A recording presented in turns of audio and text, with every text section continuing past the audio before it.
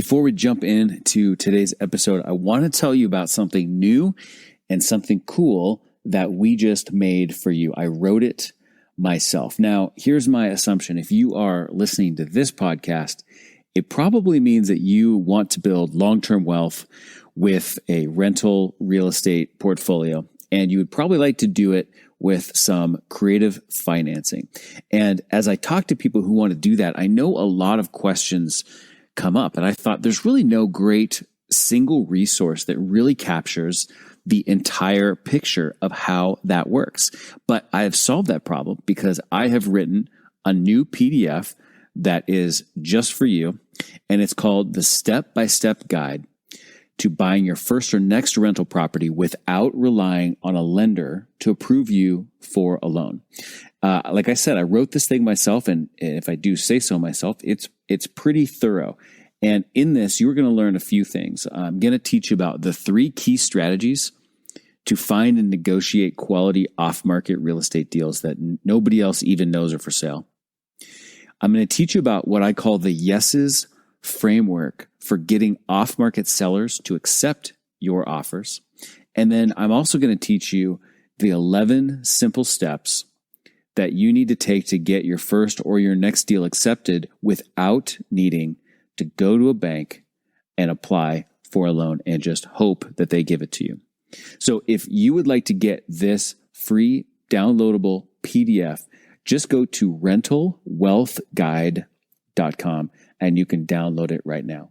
rentalwealthguide.com and get your download of the step-by-step guide to buying your first or next rental property without relying on a lender to approve you for a loan. Now, on with the show. As thoughtful real estate entrepreneurs, we often say that we buy properties that nobody else even knows are for sale. But did you realize that even includes the seller themselves, that they don't even know the property's for sale? In this episode today, we're going to talk about the difference between FSBO, for sale by owner sellers, versus true off-market sellers. And I'm going to tell you why true off-market sellers are the better leads for you. Let's cue up the theme song and we'll dive right in. Welcome to Racking Up Rentals, a show about how regular people, those of us without huge war chests of capital or insider connections, can build lasting wealth acquiring a portfolio of buy and hold real estate. But we don't just go mainstream looking at what's on the market and asking banks for loans, nor are we posting "we buy houses" signs or just looking for, quote, motivated sellers to make lowball offers to.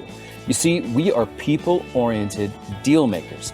We sit down directly with sellers to work out win-win deals without agents or any other obstacles and buy properties nobody else even knows are for sale. I'm Jeff from The Thoughtful Real Estate Entrepreneur. If you're the kind of real estate investor who wants long-term wealth, not get-rich-quick gimmicks or pictures of yourself holding fat checks on social media, this show is for you. Join me and quietly become the wealthiest person on your block. Now let's go rack up a rental portfolio. Hey, thanks for joining me for another episode of Racking Up Rentals.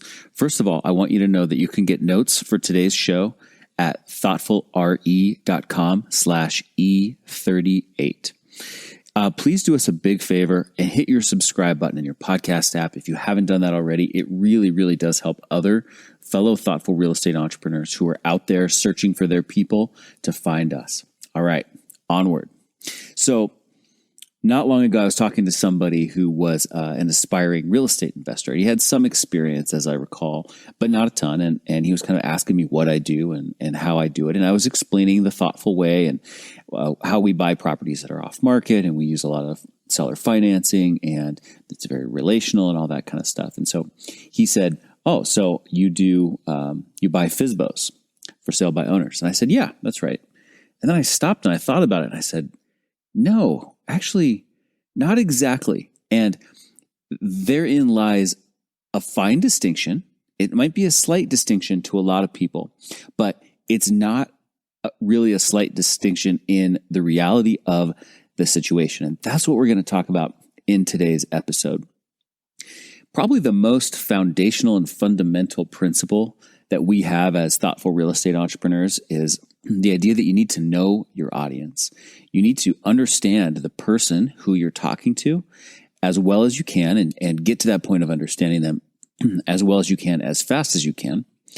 And a big part of that is understanding their mentality. And I want to focus on mentality today because there's really a big difference in mentality between people who are for sale by owners, FSBO, like maybe they've got a sign sitting out front of their house with the for sale by owner thing hanging from it, or they put it on Zillow or something along those lines. They put it on Craigslist maybe. There's a big difference in mentality between those people and off-market sellers, true off-market sellers. And I would say this distinction is especially strong and clear and important in a strong seller's market like we tend generally to have right now. Things vary a little bit from market to market, but I think categorically we've got pretty much a seller's market. We've got low inventory, we've got low financing costs, and so there's a lot of buyers seeking a very small number of properties. And we're going to talk about this important distinction today. First you might say, well, isn't a FSBO an off-market seller? Like, what do you mean? What's the difference between these? And what I mean is that a FSBO is off-market in the sense that they're not maybe on putting their property on the multiple listing service. It's not being distributed broadly to real estate agents, but it's still on the market in the sense that they have said, our house is for sale. We are placing it into the market and we are choosing to represent ourselves. So let's just take a moment and break down the mentality of FSBOs first, for sale by owner sellers. First and foremost, they have decided that they are selling their property or that they want to sell their property. Okay, they know that that's the objective and the outcome that they're looking for. As such, they see themselves in the role of the seller. Their self-identity in this case is, I am a seller. And that puts them in like seller mode. I've got a product and I am trying to sell it kind of a mode.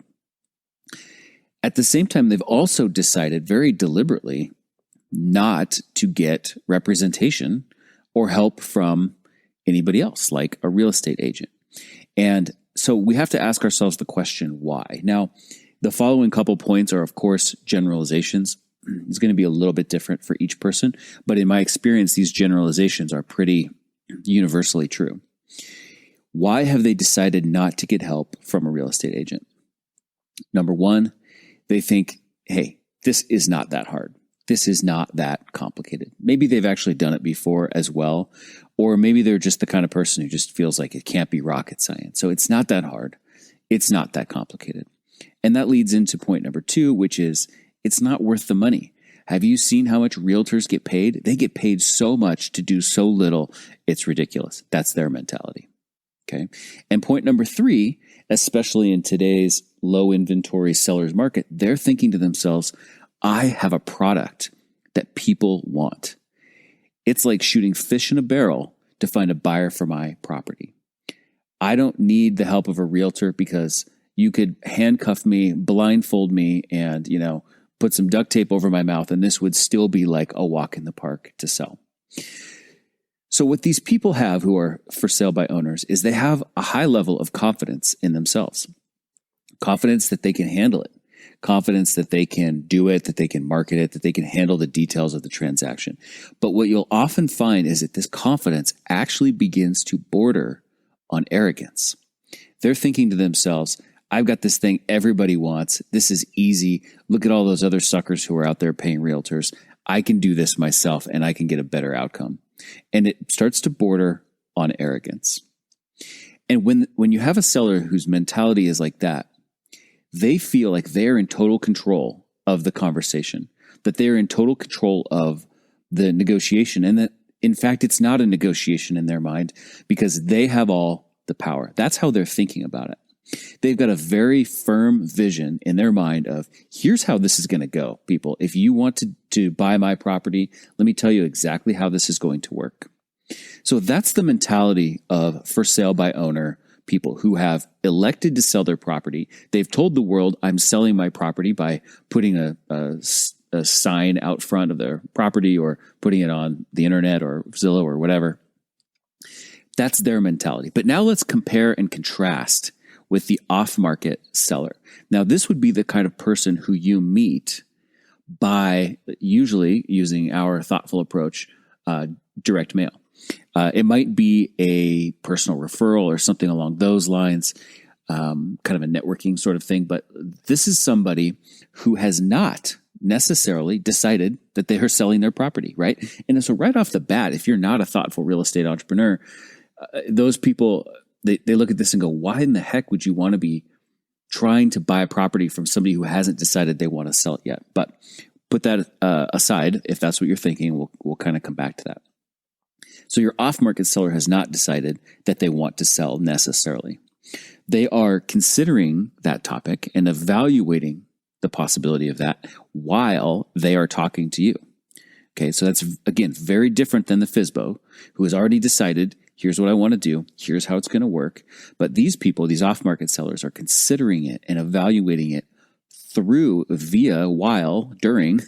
the conversation they're having with you.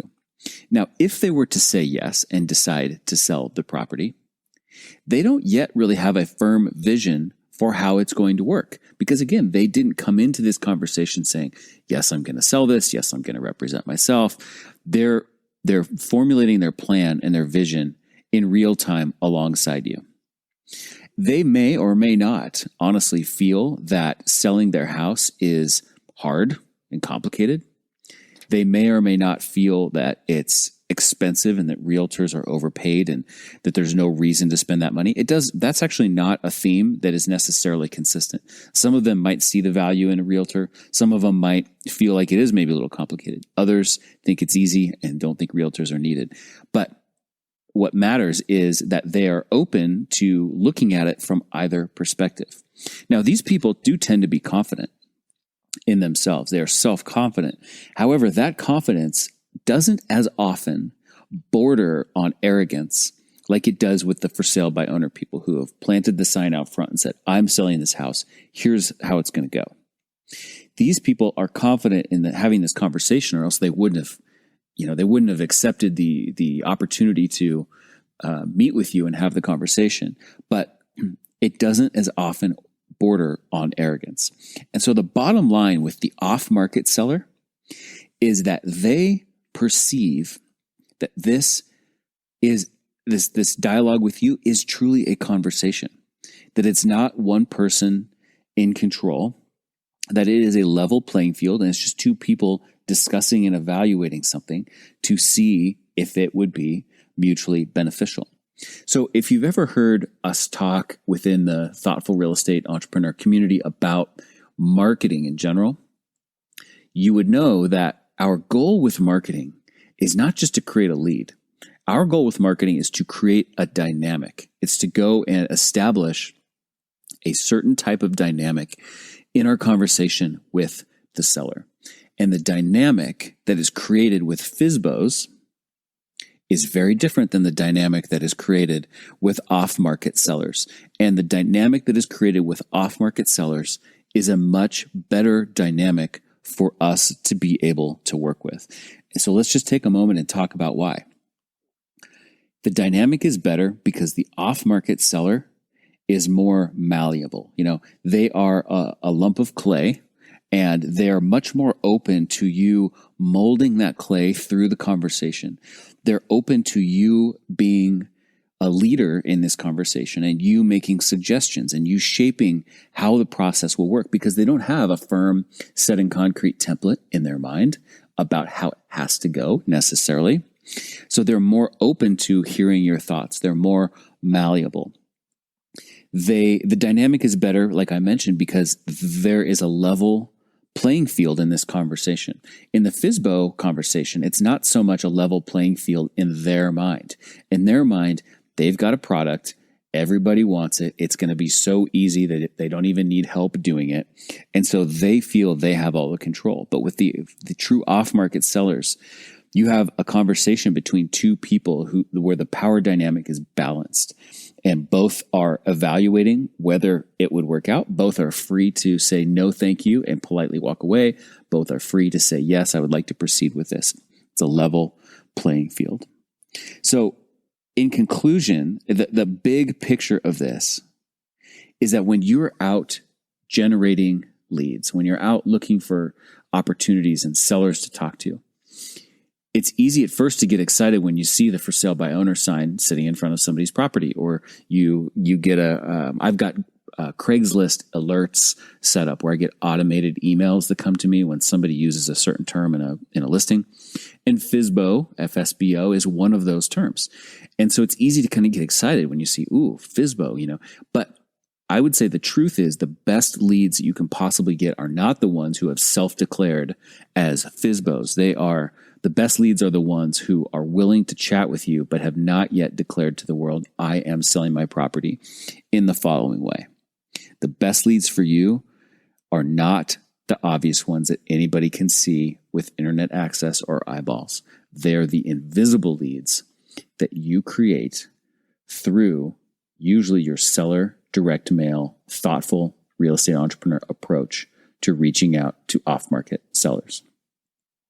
If you'd be interested in seeing how we do that, you could go to sellerdirectmail.com. And there we've got tools that will help you figure out what list you should be marketing to, how to get that list without even paying for it, what you might say in those letters, what those letters should look like, etc. Makes it very easy. You don't have to recreate the wheel, reinvent the wheel, because we've already done that part for you. That's it for today's episode of Racking Up Rentals. And again, show notes for today's episode are at www.thoughtfulre.com/E38.